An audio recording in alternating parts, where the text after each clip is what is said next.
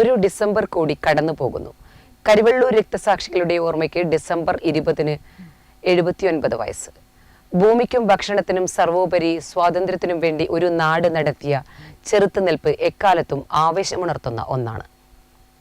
ഒരു ഡിസംബർ 20 കൂടി കടന്നു വരുന്നു. കരിവെള്ളൂരുകാർക്ക് രണസ്മരണയുടെ ദിനം കൂടിയാണിത്. രണ്ടാം ലോക മഹായുദ്ധത്തെ തുടർന്ന് ഭക്ഷ്യക്ഷാമം രൂക്ഷമായി. ജന്മിമാർ കർഷകരിൽ നിന്ന് നികുതി പിരിക്കുകയും നെല്ല് പൂഴ്ത്തിവെക്കുകയും ചെയ്തു. ചിറക്കൽ തമ്പുരാൻ MSPയുടെയും ഗുണ്ടകളുടെയും സഹായത്തോടെ കരിവെള്ളൂരിൽ നിന്ന് നെല്ല് കടത്തിക്കൊണ്ടുപോകാൻ ശ്രമിച്ചു. നെല്ല് കടത്തുന്നത് തടയാൻ AV Kunhambu, K Krishnan, P Kunhiraman, Kanichuveettil Krishnan Nair, Koolerikkaran Kunhambu, KV Kunhikannan, KV Sadananda Pai, Koliyadan Narayanan എന്നിവരുടെ നേതൃത്വത്തിൽ വൻ ജനാവലി കുണിയൻ പുഴയോരത്തെത്തി. പോലീസും ജനങ്ങളും ഏറ്റുമുട്ടി. കരിവെള്ളൂരിനെ ചുവപ്പിച്ചുകൊണ്ട് 1946 ഡിസംബർ 20-ന് നടന്ന വെടിവയ്പിൽ കീനേരി കുഞ്ഞമ്പു, തിടിൽ കണ്ണൻ എന്നീ സമരസേനാനികൾക്ക് ജീവൻ നഷ്ടപ്പെട്ടു.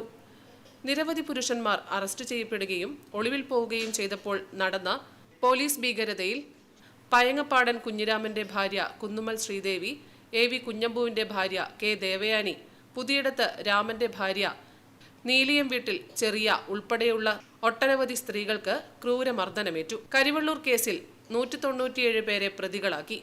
കരിവെള്ളൂർ രക്തസാക്ഷി ദിനാചരണത്തോടനുബന്ധിച്ച് ഡിസംബർ 20-ന് കുണിയൻ സമരഭൂമിയിൽ നിന്ന് വളണ്ടിയർ മാർച്ചും ഓണക്കുന്ന് കേന്ദ്രീകരിച്ച് ബഹുജന പ്രകടനവും നടക്കും. 5:30-ന് രക്തസാക്ഷി നഗറിൽ നടക്കുന്ന പൊതുസമ്മേളനം CPM സംസ്ഥാന സെക്രട്ടറി MV ഗോവിന്ദൻ ഉദ്ഘാടനം ചെയ്യും. Network news, Karivellur.